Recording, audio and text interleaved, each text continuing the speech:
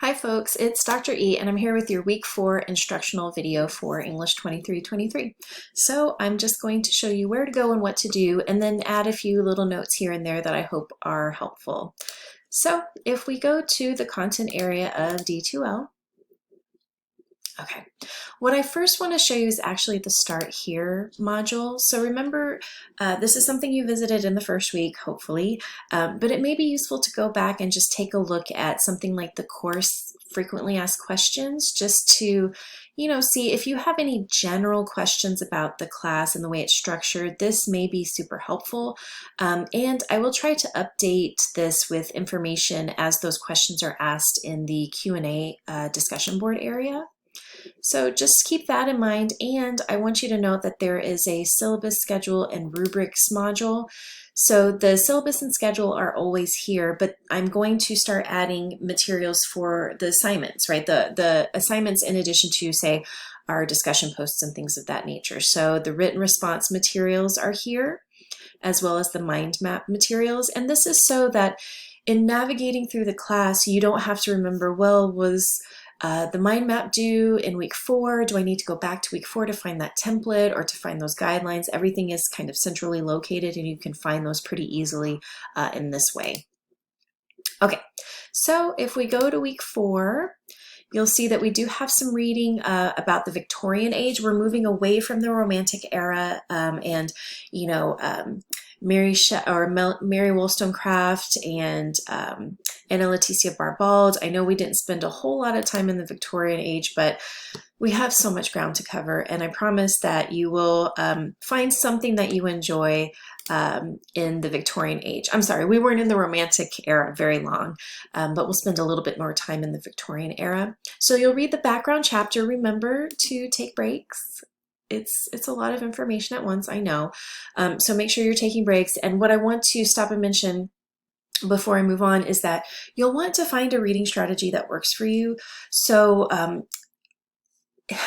sometimes I find myself flipping pages for prepping this course or for reading other things for work, and I'll go, man, I could not tell you what information was in the last 10 pages because my mind isn't really paying attention. I'm not actively engaged. I'm just kind of trying to cross something off the list, like, okay, I read that.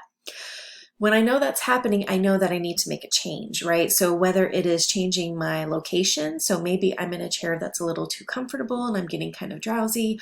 Maybe I am listening to Hamilton, which I'm overall obsessed with, and that's going to be our random word for this quiz, which is my favorite character, at least at the moment, from Hamilton, which is Lafayette.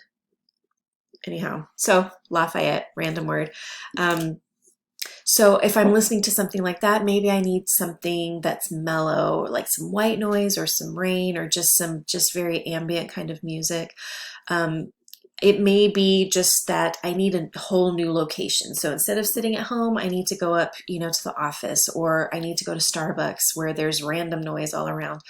Whatever works, just make sure that you're kind of paying attention to what space and what approach helps you succeed the most in terms of the reading. So rant over for the moment.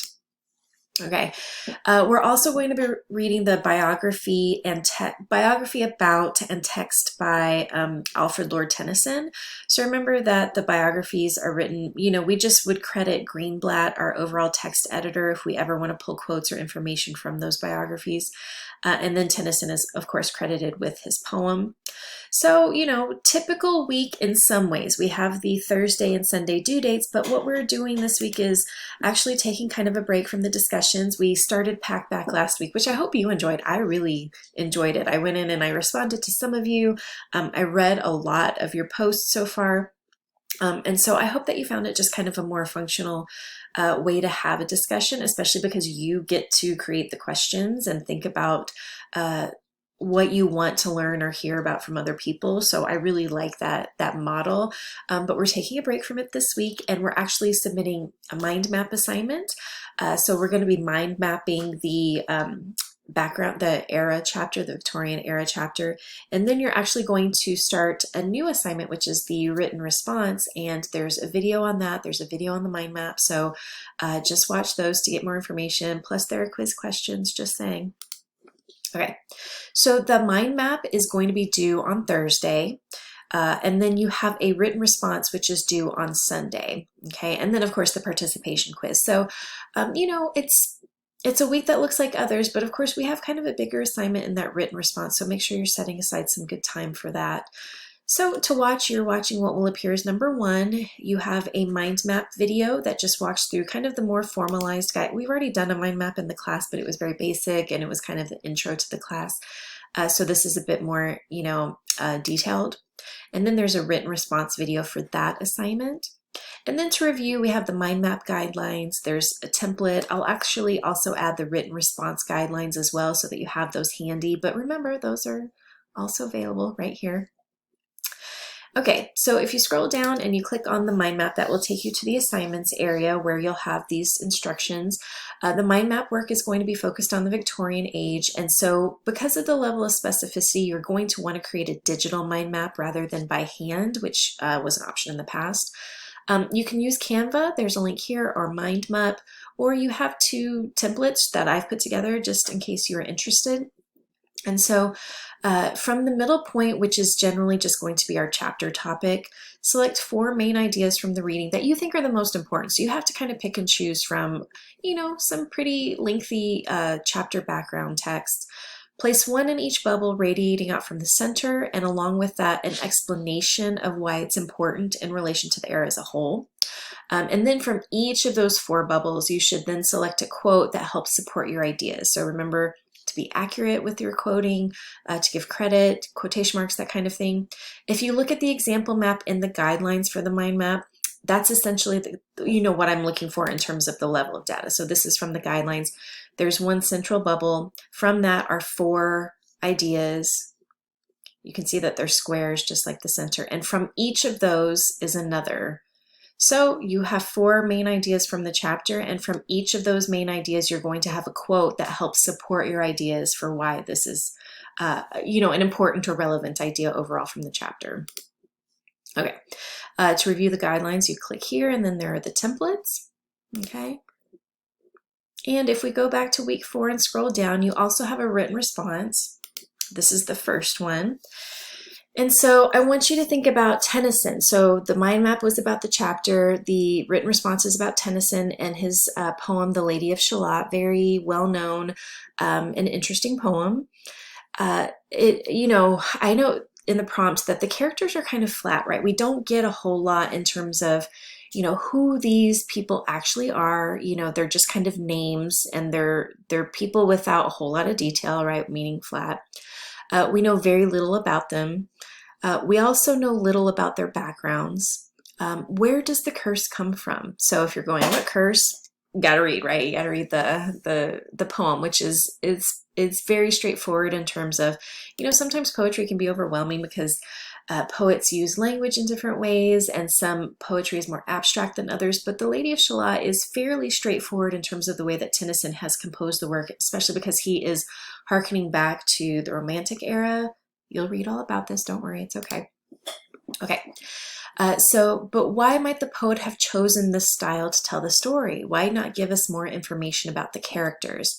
So to answer these kinds of ideas, I want you to write 2 to 3 paragraphs, okay? And be sure to give Tennyson credit. So you want to support your ideas with some quotation, right? So we sometimes default to language such as, the poem says this, or in the poem it says. The poem doesn't say anything, right? It's Tennyson who writes the poem, so we want to start using that language. Tennyson states this, or Tennyson writes The Lady of Shalott in this way.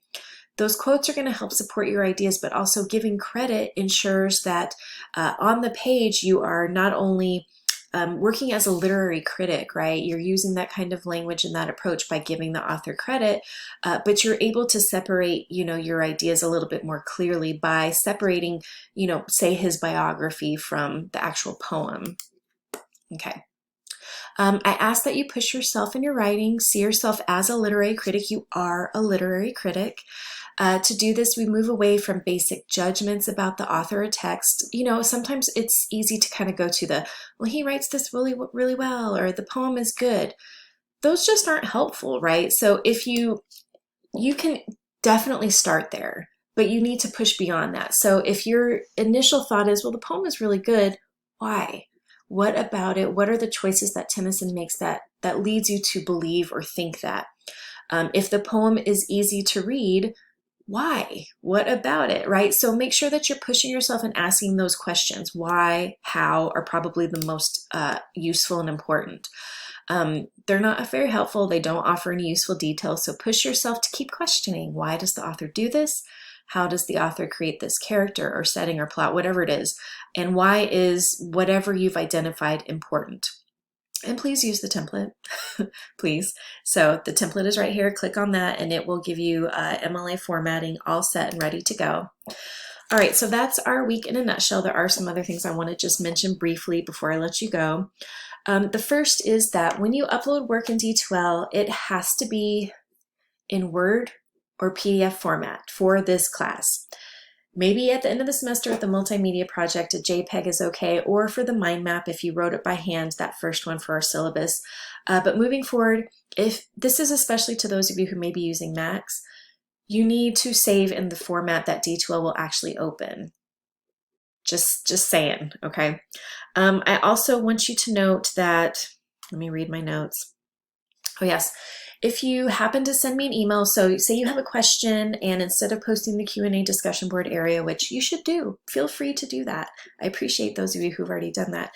But if you need to send me an email about something that's a bit more specific to you, your grade, that kind of thing, please make sure you're putting the subject or your course in the subject line. If you're sending from D2L, it automatically populates the subject with your course information.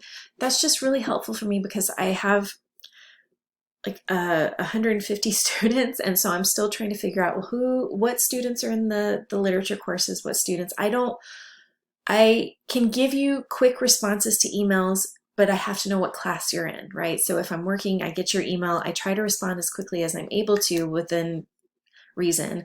But knowing that I'm answering you correctly because you've given me the course information, it really helps. So I'm just saying, just asking you, please take pity on me. All right, we're well into week 4. I mean, I hope you're feeling really confident in how the class is going and your sense of what the course is structured like. But if not, you can always reach out to me, right? And we can have a conversation about that. I'm happy to do that during office hours or student success hours or in whatever way is going to be useful to you. But good luck this week and take care.